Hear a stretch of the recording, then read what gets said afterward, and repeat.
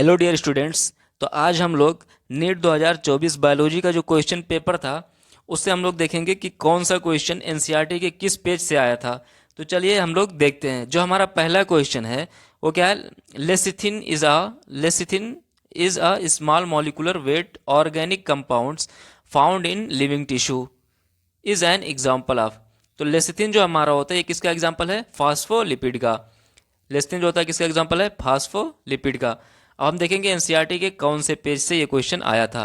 तो चलिए ये क्वेश्चन जो है डायरेक्टली एनसीईआरटी के जो डायग्राम था लेस्थिन का वहीं से उठाया गया था। अगर आप लेस्थिन का डायग्राम देखे होंगे तो जरूर आपको ये क्वेश्चन पता होगा, ये क्वेश्चन का आंसर जरूर पता होगा।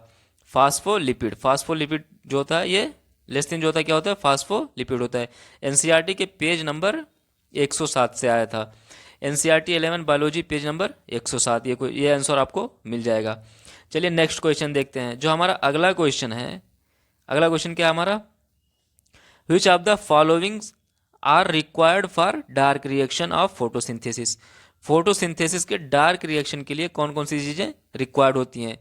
तो इनमें से कौन सी चीज़ें रिक्वायर्ड होती हैं?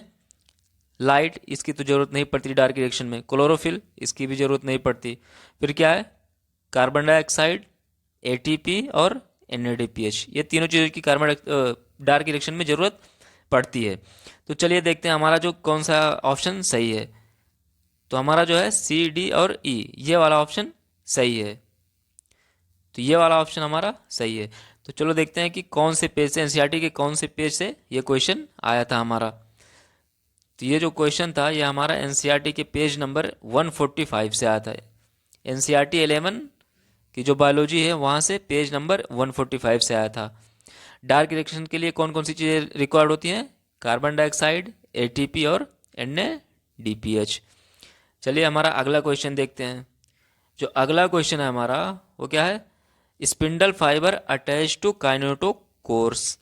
Spindle fibre attach to kinetochores of chromosome. इसका जो आंसर है क्या है?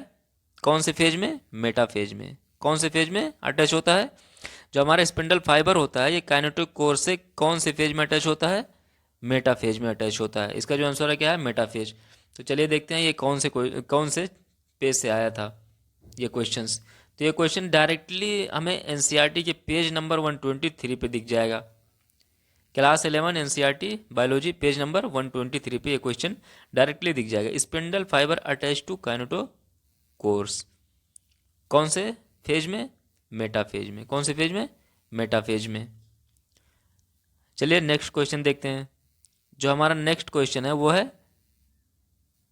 Bulliform cells are responsible for. Bulliform cells are responsible for. जो बलिफॉर्म सेल्स होती है ये किसके लिए रिस्पॉन्सिबल होती हैं? क्या काम होता है इसका? Inward curling of leaves. Inward curling of leaves in monocots. चलो देखते हैं ये कौन से पेज से एनसीईआरटी के आया था। डायरेक्टली क्वेश्चन आया है इस बार, बहुत सारे क्वेश्चंस डायरेक्टली एनसीईआरटी के लाइन टू लाइन उठा के क्वेश्चन बना दिया। चलो देखते हैं। जो हमारा बॉडी फॉर्म सेल्स होता है in leaves have absorb water. जो क्या करता है? वाटर को एब्जॉर्ब करता है। और क्या करता है? Absorb water and are turgid. The leaf surface is exposed. The leaf surface is exposed. क्या कर रहा है? फिर उसके बाद जो हमारा क्वेश्चन था they make leaves curl inward. They make leaves curl inward. Minimise to किसके लिए करता है? Minimise to water loss. Water loss को मिनिमाइज करता है। ये जो क्वेश्चन था इसका आंसर हमें क्लास 11 एनसीईआरटी पेज नंबर 77 पे दिख जाएगा।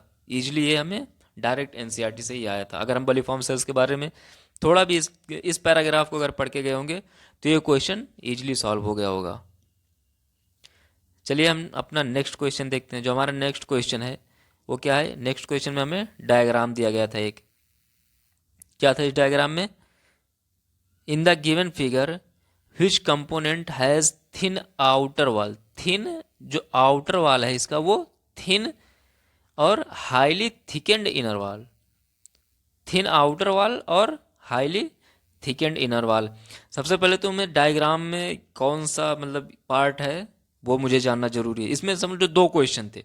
एक तो डायग्राम में जानना जरूरी है और दूसरा उसके वाल के बारे में, कौन सा वाल, इनर वाल थिकेंड था और किसका इनर वाल, आउटर वाल थिन था। इसके बारे में जानना हमें जरूरी। इसमें 2 क्वेश्चन थे, तो इसका जो आंसर है सी वाला जो है ये क्या है, गार्ड सेल है, सी वाला गार्ड सेल है। तो जो हम देखेंगे आंसर कौन सा सही, हमारा सी, पहला ऑप्शन सही था। अब ये देखते हैं एनसीईआरटी के कौन से पेज से ये क्वेश्चन आया था। तो देखो ये डायरेक्टली पहले एक तो डायग्राम है हमारा, ये है क्या है, गार्ड सेल। कौन सा सेल, गार्ड सेल था। और जो गार्ड सेल होता है उसका जो है क्या है, outer wall of guard cell are thin. क्या होता है, outer wall of guard cell are thin, inner wall highly thickened, inner wall highly thickened. तो ये क्वेश्चन था हमने जो देखा। अब हम नेक्स्ट वीडियो में लेके आएंगे अपना, और ये एनसीईआरटी के कौन से पेज से आया था ये देख लो, क्लास 11 एनसीईआरटी पेज नंबर 72। अब नेक्स्ट वीडियो में हम ऐसे 5 क्वेश्चन 10 क्वेश्चन केमिस्ट्री के भी और फिजिक्स के भी हम दिखाएंगे। फिजिक्स और केमिस्ट्री ये भी हम दिखाएंगे कि ये डायरेक्टली क्वेश्चंस आते हैं, डायरेक्टली क्वेश्चंस आए थे इस बार नीट में। तो इससे हमें यह अंदाजा लगेगा कि मैं 2025 में क्या एनसीईआरटी को फॉलो करके नीट को करेक्ट कर सकता हूँ या नहीं कर सकता हूँ। मैं अगले वीडियो में भी, नेक्स्ट वीडियो में मैं 10 से 15 क्वेश्चन लेके आऊँगा और दिखाऊँगा आपको कि एनसीईआरटी के कौन से पेज से और डायरेक्टली क्वेश्चन, पैराग्राफ से डायरेक्टली क्वेश्चन उठाता है। बिल्कुल आपको